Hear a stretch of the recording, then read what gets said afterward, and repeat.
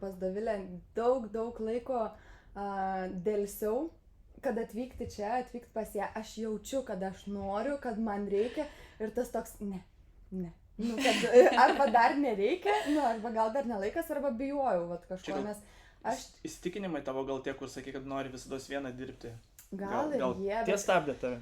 Bet čia gal arba labiau žinojai, kad buvo... bus pokyčiai. Taip, čia labiau prie to, kad žinau, kad bus pokyčiai, nes aš čia tik atvažiuodavau, iškart ašaras, iškart verkti, aš sakau, jau mašina ir šiandien važiuoju su mašina ir gerai, dabar nusiraminkim, viskas gerai, nes aš jau jaučiu, kad pareina.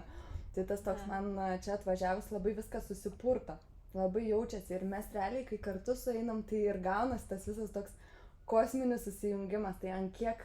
Užsikuria procesai labai stipriai ir klientam taip užsikuria.